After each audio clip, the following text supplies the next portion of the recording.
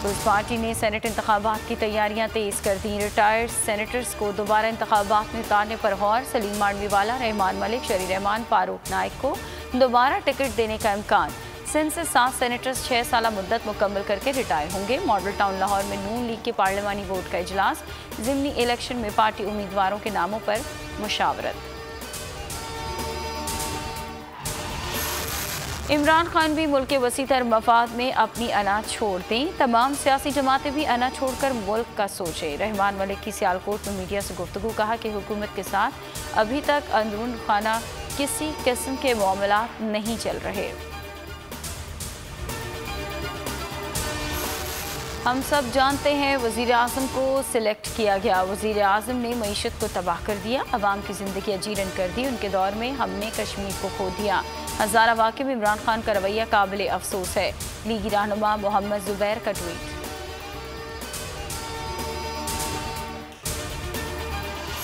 नैब के हवाले से कानून साजी पर हुकूमत और अपोजिशन के मामलात नहीं तय पा रहे। आज नहीं तो कल मगर कानून साजी तो होनी ही है।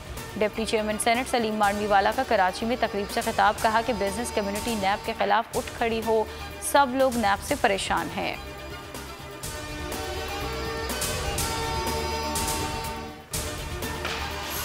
पंजाब और खैबर पख्तूनख्वा हुकूमत ने भी सेनेट इंतखाबात ओपन बैलेट कराने की हिमायत कर दी।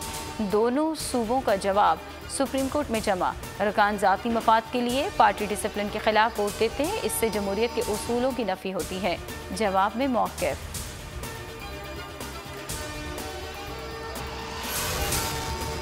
कि बोल की रही हैं काविशें कोशिशें, वो पाकिस्तान की कौमी सलामती के साथ खड़े होना, पाकिस्तान के दिफा को मजबूत करना और रियासत के मफाद को अव्वलीन तरजीह देना।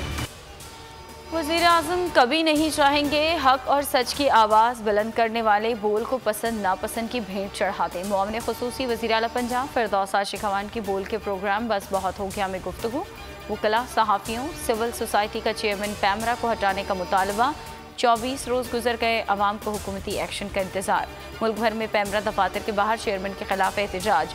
लाहौर हाई कोर्ट में चेयरमैन पैमरा सलीम बेग की तैनाती चैलेंज। अदालत ने पैमरा समेत तमाम फरीकैन से जवाब तलब कर रखा है।